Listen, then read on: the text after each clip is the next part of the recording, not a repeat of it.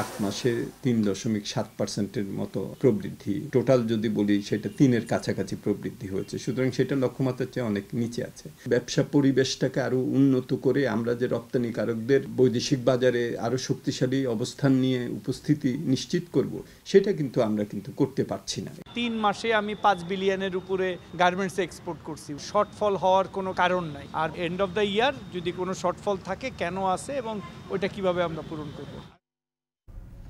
নাফি, চলতি অর্থ বছরের বাকি আর মাত্র 2.5 মাস, আর 2.5 মাস পরে নতুন একটি অর্থ বছর আসলে দরজা করা নাড়ছে। ঠিক এরকম একটি সময় কিন্তু এখন পর্যন্ত আমাদের বেশ কিছু পণ্যে প্রায় 13 থেকে 21% পর্যন্ত যে রপ্তানি লক্ষ্যমাত্রা, সেখানে কিন্তু ঘাটতি রয়ে গেছে এবং যা পূরণের তৎপরতার আশ্বাস দিলেন বাণিজ্য প্রতিমন্ত্রী। আর রপ্তানি পণ্যের বৈচিত্র্য বাড়ানোর পরামর্শ অর্থনীতিবিদদের। এ নিয়ে এখন দুপুরে থাকছে বিস্তারিত। সঙ্গে আছে আমরা দুজন, আমি তাসওয়ার নাফি এবং আমি ইসরাত মুক্তি।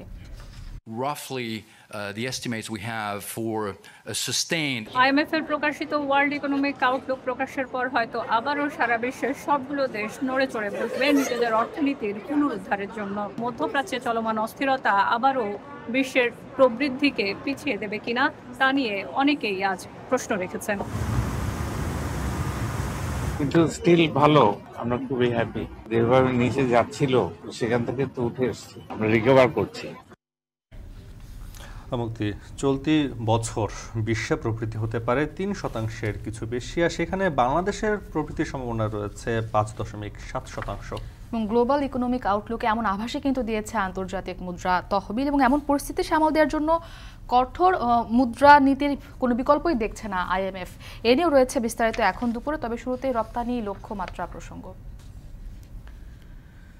2026 সালে জাতিসংঘের স্বল্পোন্নত দেশের তালিকা থেকে উন্নয়নশীল দেশে উন্নীত হবে বাংলাদেশ, কিন্তু এরপরও চ্যালেঞ্জ রয়েছে বেশ কিছু ক্ষেত্রে। পণ্য ও সেবা রপ্তানির শতকরা হিসাবে গত কয়েক বছর ধরে স্বল্পোন্নত বা LDCর 46 দেশের মধ্যে বাংলাদেশের অবস্থান নিচের সারিতে।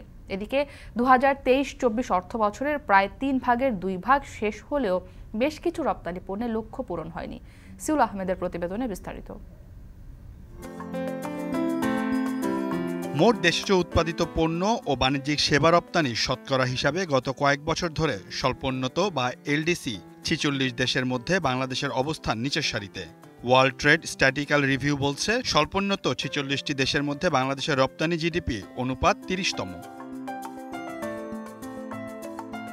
2023-24 অর্থ বছরের প্রায় 3 ভাগের 2 ভাগ শেষ। কেমন যাচ্ছে বাংলাদেশের রপ্তানির চিত্র? রপ্তানি উন্নয়ন ব্যুরোর তথ্য মতে, দেশের প্রধান রপ্তানিযোগ্য পণ্যগুলো এখন পর্যন্ত লক্ষ্যমাত্রা পূরণে ব্যর্থ। পোশাক, হিমায়িত পণ্য, চিংড়ি, চামড়া, পাট ইত্যাদি পণ্য রপ্তানির যে লক্ষ্যমাত্রা সরকারের ছিল তা পূরণ হয়নি। ব্যবসায়ীরা বলছেন, 2023-24 অর্থ বছর শেষেও রপ্তানি লক্ষ্যমাত্রা পূরণ না হওয়ারই শঙ্কা বেশি। আমার মনে হয় না যে লক্ষ্যমাত্রা পূরণ হবে, বিকজ ইউক্রেন রাশিয়ার পর আমরা দেখছি যে কনজিউমার মার্কেটে একটা বড় ধাক্কা এসেছে। যে টোটাল যে ওদের যে প্ল্যান অনুযায়ী যে সেলস ভ্যালুটা ছিল বা ভলিউম ছিল, সেটা 30 থেকে 40% কমে গেছে। তো স্বাভাবিকভাবেই আমরা যেহেতু র মেটেরিয়ালস এক্সপোর্ট করে থাকি জুট সেক্টর থেকে, মূলত ম্যানুফ্যাকচার যারা আছে তাদের উৎপাদনটা কমিয়ে দিয়েছে। চেম্বার কানাডা ওনারা আসছে এবং কানাডার সাসকাচুয়ানের একটা বড় টিম আসতেছে এই রিসেন্টলি। তারা খুব ইন্টারেস্টেড বাংলাদেশের সাথে ব্যবসা বাণিজ্য বৃদ্ধি করার জন্য। তা আমরা FBCCর পক্ষ থেকে আমরা চেষ্টা করছি আমাদের যে লক্ষ্যমাত্রা যে আছে সেটাকে যাতে পূরণ করা হয়, কারণ এক্সপোর্ট না বাড়লে কিন্তু দেশের অর্থনীতি ভালো হবে না, রিজার্ভ বৃদ্ধি হবে না। দেশে ব্যবসায়িক প্রতিযোগিতা থাকলেও ব্যবসার পরিবেশ অনুকূলে নেই বলে মনে করছেন অর্থনীতিবিদরা। তাদের মতে, দেশের রপ্তানিমুখী পণ্যে বৈচিত্র্য নেই, এতে বিদেশি ক্রেতা হারাচ্ছে দেশ। যে লক্ষ্যমাত্রা যেটা ছিল তার থেকে অনেক কম। আমাদের এই 8 মাসে 3.7%-এর মতো আমাদের প্রবৃদ্ধি সেটা হয়েছে। যদি আমি রেডিমেড গার্মেন্টসের কথা বলি, টোটাল যদি বলি সেটা 3-এর কাছাকাছি প্রবৃদ্ধি হয়েছে। সুতরাং সেটা লক্ষ্যমাত্রার চেয়ে অনেক নিচে আছে। যেসব দেশগুলো আমাদের মেজর ইম্পোর্টার, বিশেষত রেডিমেড গার্মেন্টসে যেহেতু 84-85%, সুতরাং সেখানে তাদের চাহিদার দিক থেকে একটা স্থিমিত চাহিদা থাকায় রপ্তানির উপরেও সেটার প্রভাব পড়েছে। অন্যান্য জায়গায় যেসব খরচ, সেই ব্যয়গুলো বেড়েছে। সার্বিকভাবে আমাদের যেভাবে উৎপাদনশীলতা বাড়িয়ে, আমাদের প্রতিযোগিতা সক্ষমতা বাড়িয়ে আমাদের যে ব্যবসায় পরিবেশ, সেই ব্যবসা পরিবেশটাকে আরও উন্নত করে আমরা যে রপ্তানিকারকদের বৈদেশিক বাজারে আরও শক্তিশালী অবস্থান নিয়ে উপস্থিতি নিশ্চিত করব, সেটা কিন্তু আমরা করতে পারছি না। এদিকে পণ্য রপ্তানির যে ঘাটতি রয়েছে তা অর্থ বছর শেষ হওয়ার আগেই পূরণ হবে বলে আশাবাদী সরকার। এছাড়া পিছিয়ে পড়া পণ্যগুলোকে কিভাবে আরও বেশি রপ্তানিযোগ্য করা যায় তা নিয়েও কাজ চলছে বলে জানালেন বাণিজ্য প্রতিমন্ত্রী। 3 মাসে আমি 5 বিলিয়নের উপরে গার্মেন্টস এক্সপোর্ট করছি, which is 4.5% more than last year, third কোয়ার্টারে। সো শর্টফল হওয়ার কোনো গার্মেন্টসের কোনো কারণ নাই।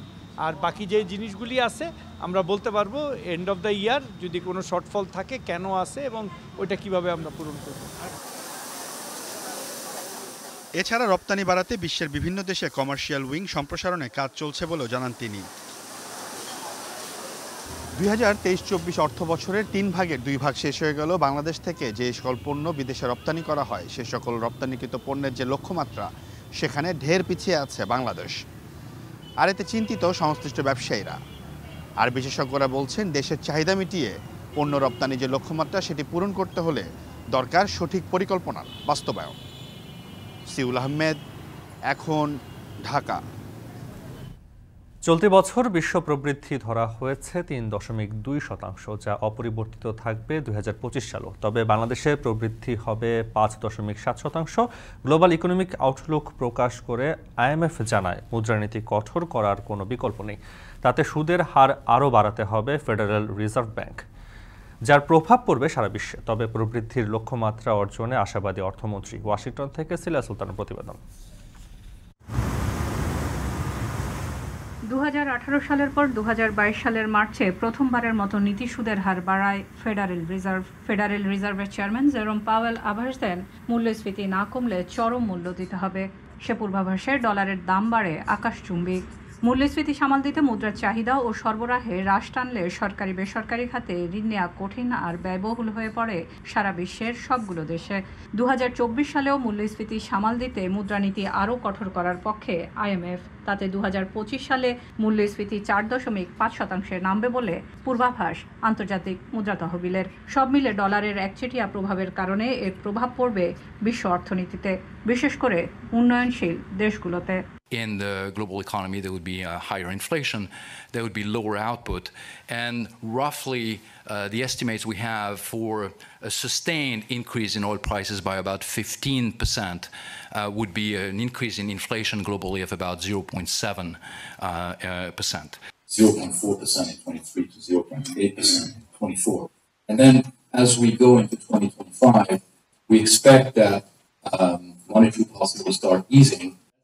IMF ও বিশ্বব্যাংকের 2024 সালের বসন্তকালীন আলোচনার দ্বিতীয় দিনে ওয়ার্ল্ড ইকোনমিক আউটলুক জানায় IMF, যেখানে 2024 সালে বিশ্ব প্রবৃদ্ধি ধরা হয়েছে 3.2%, অপরিবর্তিত থাকবে 2025 সালেও। আর দক্ষিণ এশিয়ার প্রবৃদ্ধি ধরা হয়েছে 6.5% এবং বাংলাদেশের 5.7% অর্জন থাকবে বিশ্ব অর্থনীতির প্রবৃদ্ধিতে। Particular any central bank financing of the government, which was one of the factors that was leading to very elevated inflation numbers in previous years. And so that is already showing its effects. We see this sharp decline in month on month in inflation. And so the progress so far has been really impressive. IMF world ব্যাংকের বসন্তকালীন এই আলোচনায় অর্থমন্ত্রীর নেতৃত্বে অংশ নিয়েছেন বাংলাদেশের 10 সদস্যের প্রতিনিধি দল। প্রবৃদ্ধির লক্ষ্য অর্জনে শিগগিরই দেশের মানুষ সরকারের পরিকল্পনা ও কার্যক্রমের সুফল পাবে বলে আশাবাদ অর্থমন্ত্রীর। কিন্তু স্টিল ভালো, খুবই ভালো, আমরা খুবই হ্যাপি। করছি না আমরা, ওই যে যেভাবে নিচে যাচ্ছিল সেখান থেকে তো উঠে এসছি। আমি তো বলেছি যে আমরা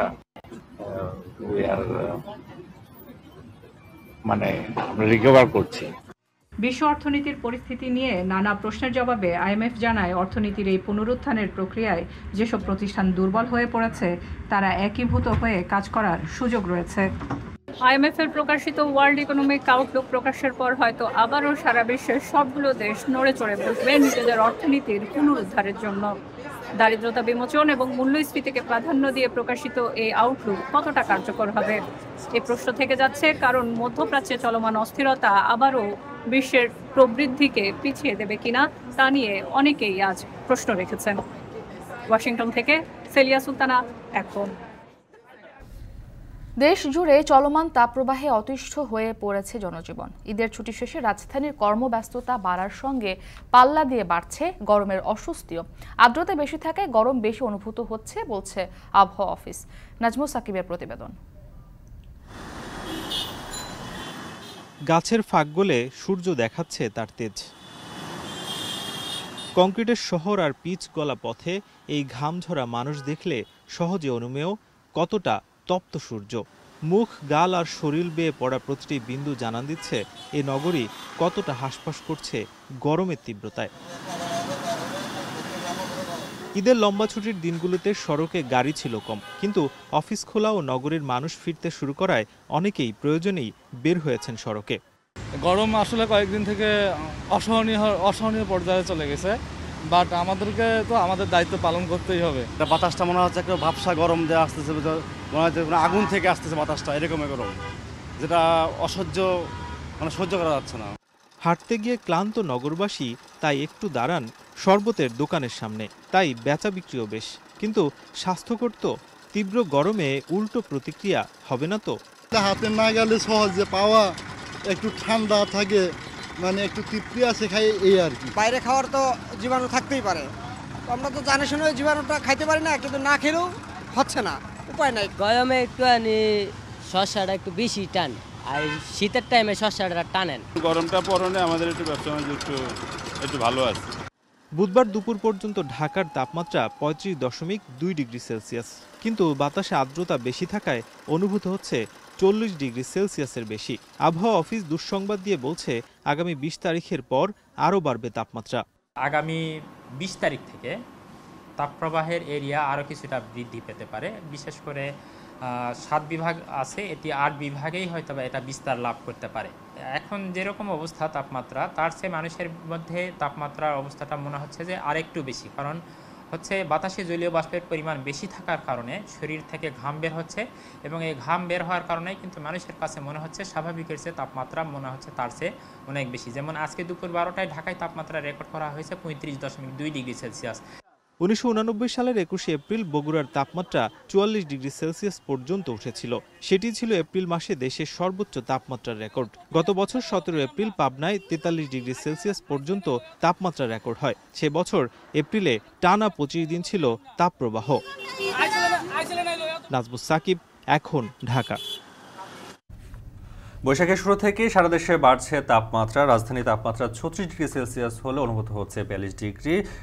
এই খবরগুলো জানাতে রাজধানীর আগারগাঁও থেকে যুক্ত হচ্ছেন সহকর্মী নাজমুল সাকিব। এছাড়া চুয়াডাঙ্গায় তীব্র তাপমাত্রায় ব্যাহত হচ্ছে স্বাভাবিক জীবনযাত্রা, সেখান থেকে যুক্ত হবেন আরেক সহকর্মী অনিক চক্রবর্তী। প্রথমেই যেতে চাই নাজমুল সাকিবের কাছে। সাকিব, জানাবেন যে কালবৈশাখীর আভাস নিয়ে আবহাওয়া অফিস নতুন করে কিছু বলছে কিনা?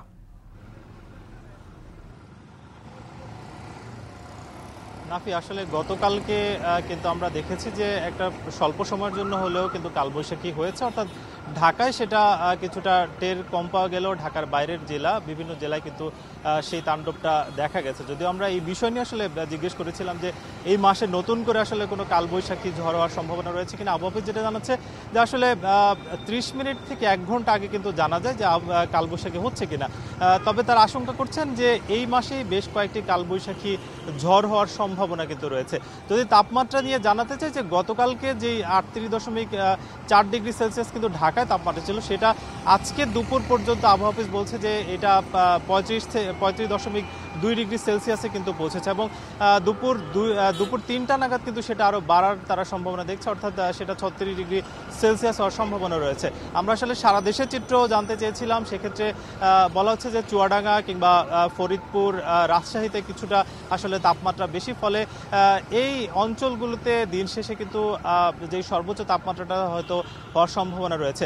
যদিও সাধারণত আসলে ঢাকার যে তাপমাত্রা সেটা কিন্তু 31 থেকে 34 ডিগ্রি ডিগ্রির মধ্যেই থাকে। তবে এই এপ্রিলে এলে সেটা কিন্তু বাড়ে এবং গত বছরও কিন্তু ঢাকার তাপমাত্রা সেটা কিন্তু বেশি ছিল এবং আবহাওয়াবিদরা আসলে আশঙ্কা করছেন যে এবছর এটা কিন্তু 40 থেকে 41 ডিগ্রি সেলসিয়াসে হওয়ার সম্ভাবনা রয়েছে। যদিও আজকে তাপমাত্রা 35 ডিগ্রি সেলসিয়াস, তবে অনুভূত কিন্তু প্রায় 40 ডিগ্রির বেশি হচ্ছে।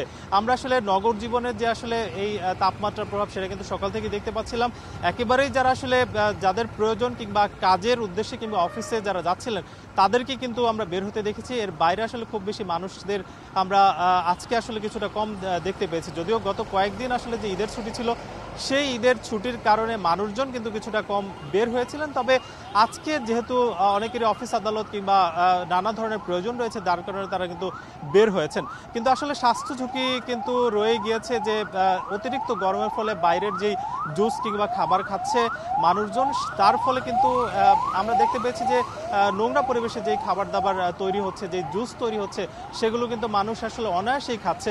তারা যেটা বলছেন যে আসলে এত গরম, কিছুক্ষণ হাঁটলেই তারা আসলে হাঁপিয়ে যাচ্ছেন, ফলে তারা যেই আখের যে জুস সেটা আসলে নোংরা পরিবেশে বানানো হচ্ছে সড়কে, সেগুলো খাচ্ছেন কিংবা যেই পানির মাধ্যমে যেই জুসগুলো বানানো হয় সেগুলোও কিন্তু খাচ্ছেন। ফলে আসলে মানুষের কোনো এই গরমে উপায়ই নেই যে আসলে তারা কিভাবে চলবেন। যদিও স্বাস্থ্য বিশেষজ্ঞরা বলছেন যে এই গরমে ছাতা নিয়ে বের হওয়ার জন্য কিংবা শিশু যারা রয়েছে তাদেরকে একেবারেই বের না করার জন্য অথবা তাদেরকে তরল খাবার খাওয়ানোর জন্য কিন্তু স্বাস্থ্য বিশেষজ্ঞরা বলছেন। সব মিলিয়ে আসলে ঢাকার যে অবস্থা কিংবা পুরো রাজধানীর অবস্থায় কিন্তু একই চিত্র। সব জায়গায় আমরা দেখেছি যে মানুষ আসলে গরমে যে হাঁসফাঁস করছেন। আমরা নগরীর যে ছোটোখাটো জলাশয়গুলো রয়েছে সেই জলাশয়গুলোতেও দেখেছি যে এক প্রকার মানুষজন কিন্তু সেখানে নেমে তারা কিন্তু গোসল করছেন কিংবা গায়ে পানি দিচ্ছেন। সব মিলে আসলে খুব বেশি পরিস্থিতি সুখকর নয় এবং এই আগামী 20 তারিখের পরে কিন্তু সেই তাপমাত্রা কিছুটা আরও বাড়বে বলে শঙ্কা প্রকাশ করছে আবহাওয়া অফিস। এই ছিল ঢাকার সবশেষ তথ্য।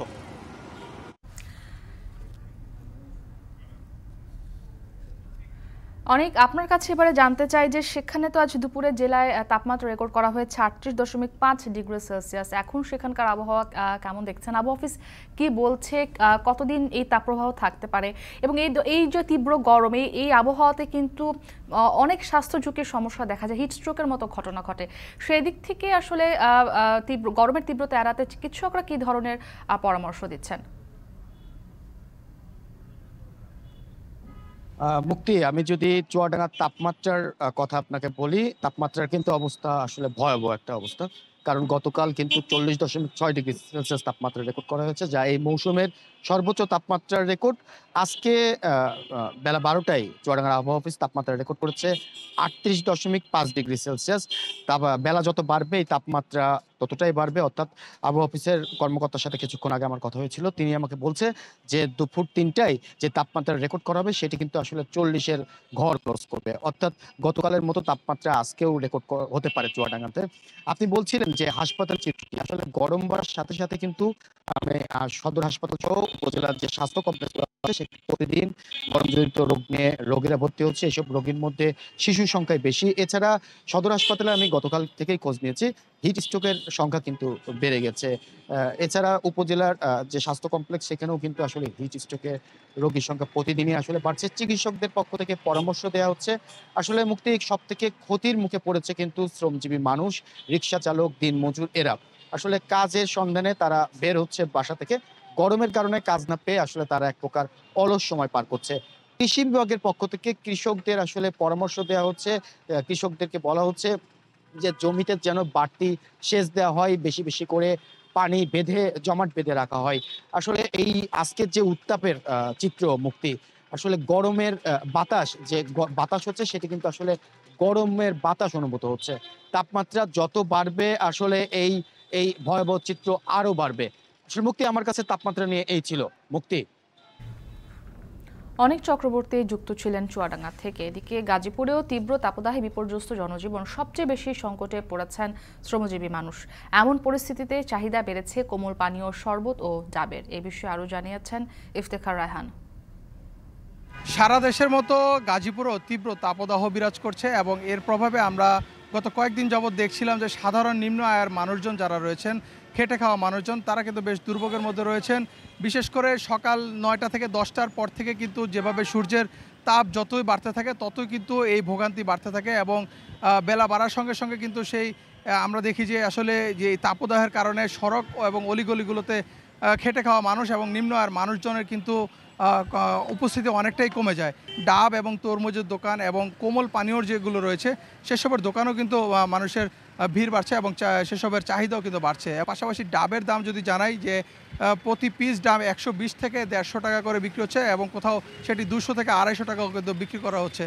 এর পাশাপাশি ফুটপাতের ধারে যেই শরবতের দোকানগুলো রয়েছে, আখের শরবত এবং লেবুর শরবত কিংবা বিভিন্ন ধরনের যে ট্যাংয়ের যে শরবতগুলো রয়েছে সেই শরবতের দোকানগুলোতেও কিন্তু আমরা দেখছি যে নিম্ন আয়ের মানুষজন কিংবা যারা সড়কে যাতায়াত করছেন তারা কিন্তু কিছুটা স্বস্তি পেতে তৃষ্ণা মেটাতে কিন্তু সেই দোকানগুলোতে তারা শরবত কিনে খাচ্ছেন।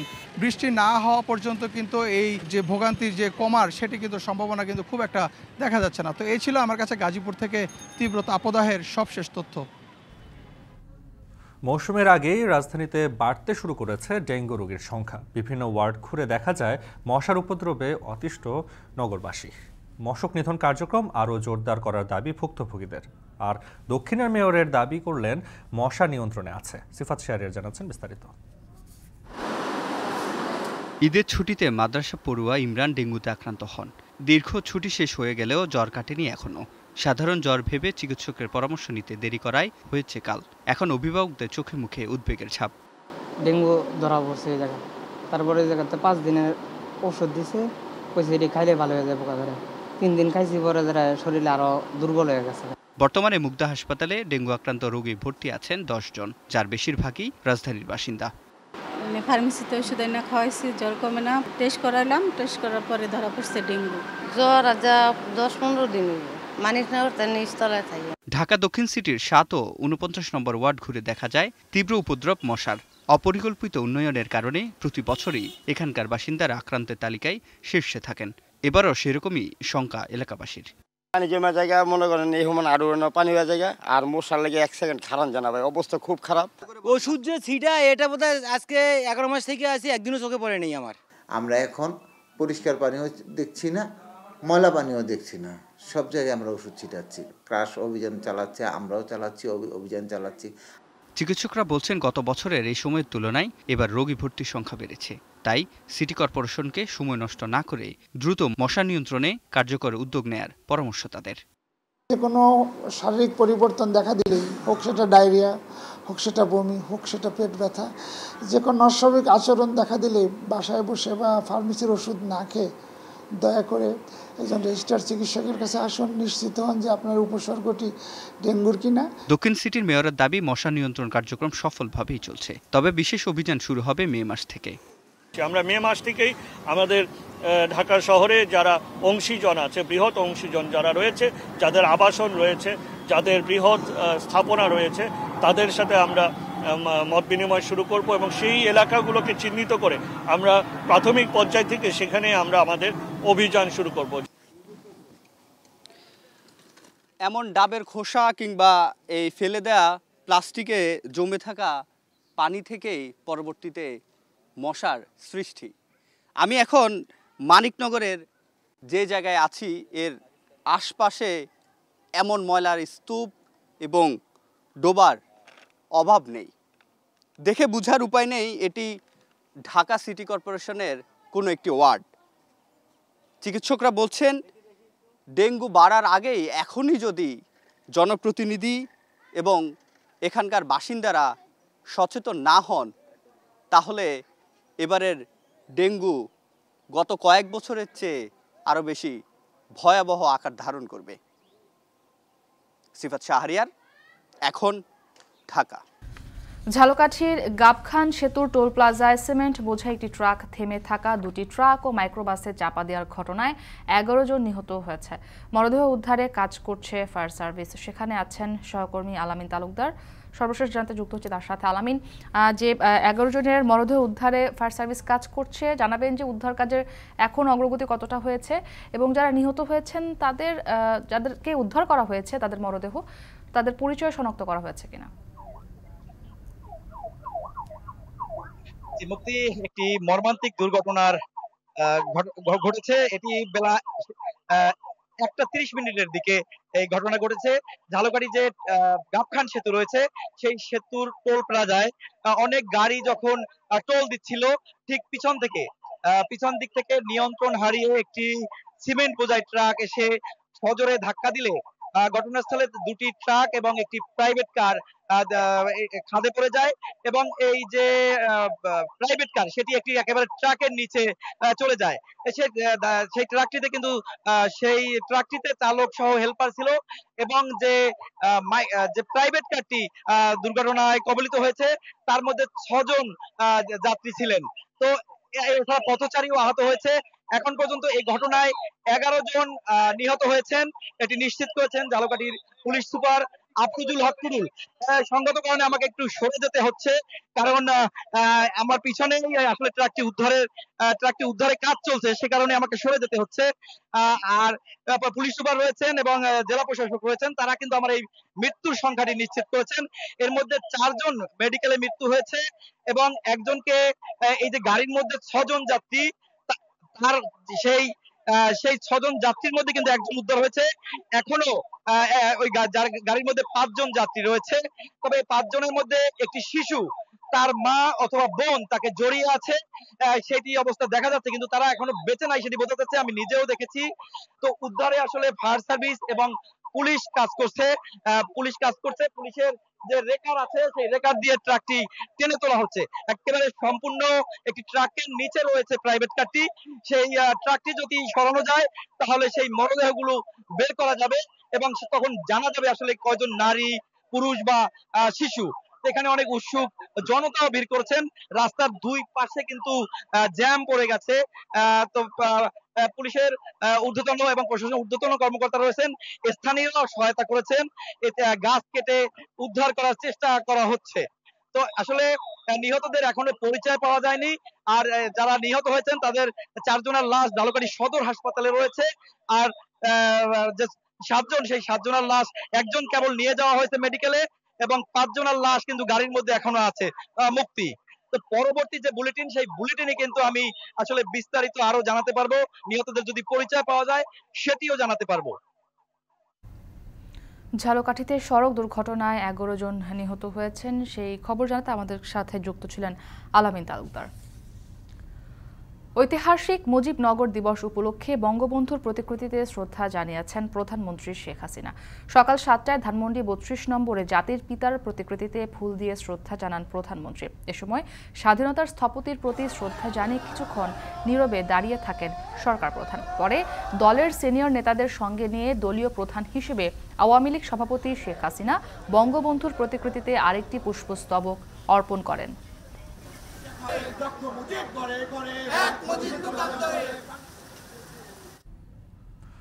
1971 সালের এই দিনে মেহেরপুরের বৈদ্যনাথ তলার আমবাগানে শপথ নেয় স্বাধীন সার্বভৌম বাংলাদেশের প্রথম সরকার। স্বাধীনতার 15 দিনের ব্যবধানে নতুন সরকার গঠন করা ছিল এক দুঃসাহসিক ঘটনা।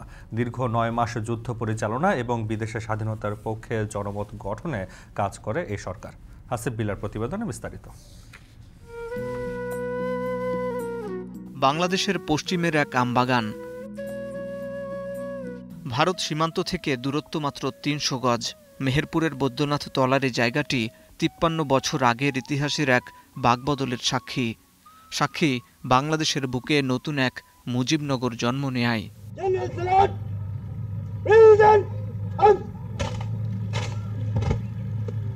1971 এপ্রিল 17 তারিখ। দেশজুড়ে যখন মুক্তির জন্য মরণযুদ্ধ, তখন অখ্যাত এই আমবাগান হঠাৎই সরগরম। পৃথিবীর বিভিন্ন প্রান্ত থেকে হাজির শতাধিক সাংবাদিক, গার্ড অব অনারের জন্য প্রস্তুত বিশেষ বাহিনী। সব মিলিয়ে এক রুদ্ধশ্বাস অপেক্ষা নতুন এক বাংলাদেশের, এক নতুন সরকারের জন্য।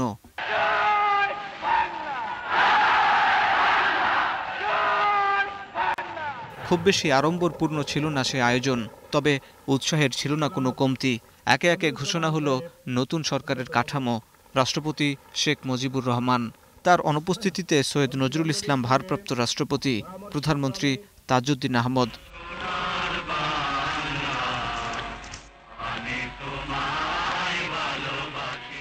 শপথ পড়ান গণপরিষদের স্পিকার ইউসুফ আলী। তিনি ঘোষণাপত্র পাঠ করেন, যেখানে বলা হয় জনগণের জন্য সাম্য, মানবিক মর্যাদা ও সামাজিক সুবিচার নিশ্চিতের লক্ষ্যে প্রতিষ্ঠা হল সার্বভৌম গণপ্রজাতন্ত্রী বাংলাদেশ। শপথ পর্ব শেষ করে বক্তব্য দেন ভারপ্রাপ্ত রাষ্ট্রপতি ও প্রধানমন্ত্রী। বিশ্বের অন্যতম শক্তিশালী সেনাবাহিনীর বিরুদ্ধে যুদ্ধ পরিচালনা করতে বঙ্গবন্ধুর ঘনিষ্ঠ সহচর তাজউদ্দিন আহমদকে সরকার গঠনের পরামর্শ দেন ভারতের তৎকালীন প্রধানমন্ত্রী ইন্দিরা গান্ধী। আমাদের মাননীয় তৎকালীন প্রধানমন্ত্রী তাজউদ্দিন সাহেব 4 তারিখে ওনার সঙ্গে দেখা করেছিলেন, 17 তারিখের আগে, এপ্রিল মাসের 4 তারিখে। তখন কিন্তু ওনাকে উনি বলেছেন আমাদের হাতিয়ার দেন, আমার ছেলেরা তো যুদ্ধ শুরু করে দিয়েছে। উনি বলছে হাতিয়ার দেওয়ার আগে সরকার গঠন করেন, নির্বাচিত প্রতিনিধিদের নিয়ে আপনি সরকার গঠন করলে সেটা বৈধ সরকার, আমারও বৈধ সরকার, আমরা 2 বৈধ সরকারে মিলে আন্তর্জাতিক চুক্তি করতে পারি, সেই চুক্তির আওতায় আমি আপনাকে সবকিছু সাহায্য করতে পারবো।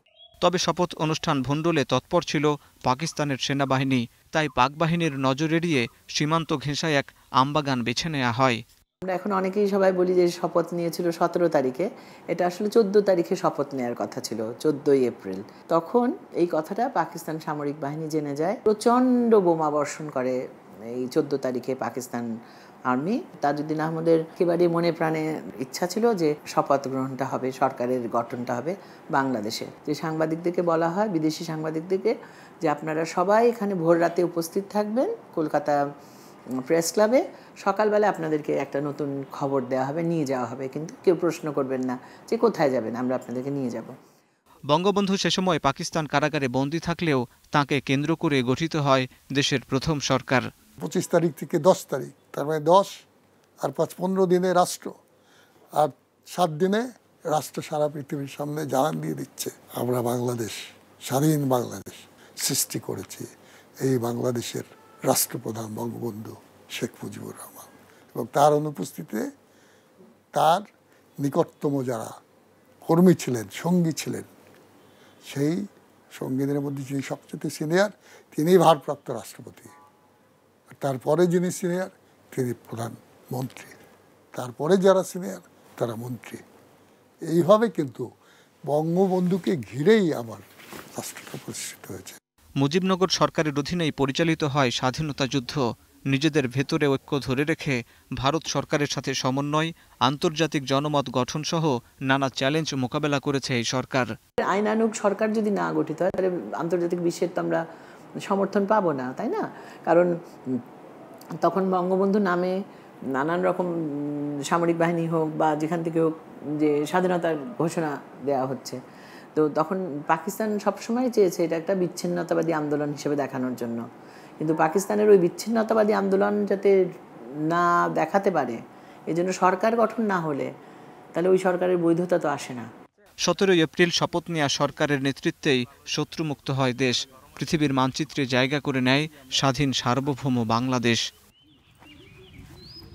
হাসিব বিল্লাহ, এখন, ঢাকা। গতবারের চেয়ে বেশি জমিতে আলু চাষ উৎপাদন বাড়লেও বেড়েই চলেছে আলুর দাম। 1 কেজি মোটা চালের দরের চেয়েও বেশি দামে কিনতে হচ্ছে 1 কেজি আলু। ভারত থেকে আমদানির অনুমতি থাকলেও মান খারাপও সেখানেও দাম বাড়ার কারণে বাজারে নেই আমদানির আলু। এদিকে বগুড়ায় খালি পড়ে আছে অনেক হিমাগার। বগুড়া, রংপুর ও চট্টগ্রাম থেকে আরও জানিয়েছেন সহকর্মীরা। দেশে আলুর বার্ষিক চাহিদা 90 লাখ টনের বেশি, আর কৃষি সম্প্রসারণ অধিদপ্তর বলছে 2022-23 অর্থ বছরে দেশে আলু উৎপাদন হয়েছে 104 লক্ষ মেট্রিক টন। চাহিদার চেয়ে বাড়তি আলু উৎপাদন হলেও হু হু করে বাড়ছে নিত্যপণ্যটির দাম। চট্টগ্রামে খুচরা বাজারে এক এক দরে বিক্রি হচ্ছে আলু। 50 থেকে 60 টাকায় ওঠানামা করছে দর। 30 টাকা হইলেও কোনো রকমের চলতো, 25 টাকা হইলেও চলতো, কিন্তু এরকম 60 টাকা দিয়ে খাওয়া সম্ভব না। আলুর চাহিদা মজিম এখানে চিটাং আলু আসতে আসে না, সেই জন্য আলুর দাম এখানে আরো সবসময় খালি বাড়তে থাকে। এবার দেখতে চাই পাইকারি বাজারের চিত্র। চট্টগ্রামে রিয়াজউদ্দিন বাজারের চৈতন্যগলি, এখানে বুধবার আলু বিক্রি হয় 43 থেকে 45 টাকা দরে। 1 মাসের ব্যবধানে কেজিতে বেড়েছে 8 থেকে 9 টাকা। ব্যাপারীরা তো বলতেছে যে তাদের মজুদ কম, এবং কি হিমাগারও এখনো পর্যন্ত তেমন আলু নেই, তারা হিমাগার এখন করেও নাই বললেই চলে। স্টোরওয়ালা যদি এর মাল ছাড়ে তাহলে এই বাজার ইয়ার মধ্যে এখন ওরা কিভাবে ছাড়বে? ওরা তো 42 টাকা তেল ওরারও ভর্ত হয়েছে। ভারত থেকে আমদানির অনুমতি থাকলেও মান খারাপ ও সেখানেও দাম বাড়ার কারণে আমদানির আলু নেই বাজারে। দাম বাড়ার পর পাল্টাপাল্টি দোষারোপের প্রবণতা বহু পুরনো, এখানেও তার ব্যতিক্রম নয়। পাইকাররা বলছেন হিমাগার থেকেই ব্যাপারীরা আলু কিনছেন বাড়তি দামে। আসলে হিমাগার থেকে কত দামে বিক্রি হচ্ছে আলু, আর সেখানে সংরক্ষণ খরচই বা কত? সেসব খবর জানাতে রংপুরের হিমাগার থেকে যুক্ত হচ্ছেন সহকর্মী মোকাররম হোসেন। রংপুর কৃষি সম্প্রসারণ অধিদপ্তরের হিসেবে রংপুর, গাইবান্ধা, কুড়িগ্রাম, লালমনিরহাট ও নীলফামারীতে আলু চাষ হয়েছে 1,06,02 হেক্টর জমিতে, যা গতবারের চেয়ে 3,275 হেক্টর বেশি।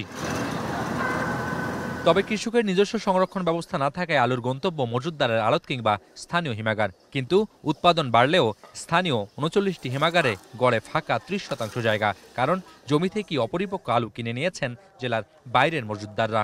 60-65 দিনেই যারা আলু আবাদ করছে তারা জমি থেকে আলু তুলে বিক্রি করে দিচ্ছে এবং তারা প্রচুরভাবে লাভবান হয়েছে, এবং তখন আমাদের যে আলুটা স্টোরেজ হয় ওর পরিমাণটা কমে গেছে। মাঠে থাকা অপরিপক্ক আলু ঢাকার ব্যবসায়ীরা কিনে নিয়ে যাচ্ছেন 30 থেকে 35 টাকা কেজি দরে। তাই ভরা মৌসুম আশঙ্কা ছিল যে মৌসুম শেষ হওয়ার পরে আলুর দাম লাফিয়ে বাড়বে, যে আশঙ্কা সত্যি হতে শুরু করেছে। দেশের অন্যতম বড় আলু উৎপাদনকারী জেলা বগুড়ার কৃষক পর্যায়ে আলুর দরদাম কেমন সে খবরও জানতে চাই। সে খবর জানবো বগুড়ার সহকর্মী মাজিদুর রহমানের কাছে। সার, বীজ, কীটনাশকের দাম বাড়ায় এবার কৃষকের উৎপাদন খরচ কেজিতে বেড়ে হয়েছে 20 থেকে 22 টাকা। প্রতিযোগিতার এই বাজারে আলুর দাম হঠাৎ বাড়ায় বিপাকে কৃষক থেকে শুরু করে সাধারণ ক্রেতাও। কেজিতে 20 টাকা থেকে 22 টাকা খরচ হয়ে গেছে, আর খোল সারের দাম বেশি, তো সেই জন্য মনে করেন যে জিনিসের দাম বেড়ে গেছে। যারা বেঁচে খাচ্ছে সীমিত 2-1 লাভবান হচ্ছে, আর ধরতে গেলে শতকরা 95 জন লোক আমরা ক্ষতিগ্রস্ত। এক মাসের ব্যবধানে আলুর দাম আজ 50 থেকে 60 টাকা কেজি দরে বিক্রি হচ্ছে। ভোক্তারা চান এই মুহূর্তে সরকার পদক্ষেপ না নিলে হয়তো আলুর দাম আরও অসহনীয় পর্যায়ে পৌঁছতে পারে। তাই সরকারের পদক্ষেপ জরুরি বলে মনে করছেন ভোক্তারা। বগুড়ার কোল্ড স্টোরেজ থেকে মাজিদুর রহমান এখন। কিশোরগঞ্জের হাওড়ায় শুরু হয়েছে আগাম বোরো ধান কাটা। তবে গরমের তীব্রতায় শ্রমিক সংকটে কৃষক আরও জানাতে এই মুহূর্তে মিঠামইন হাওড় থেকে যুক্ত হচ্ছেন মশিউর রহমান। মশিউর, হাওড়ে কি পরিমাণ জমির ধান কাটা চলছে? এছাড়া জানাবেন শ্রমিক সংকটের বিষয়ে চাষিরা কি বলছেন?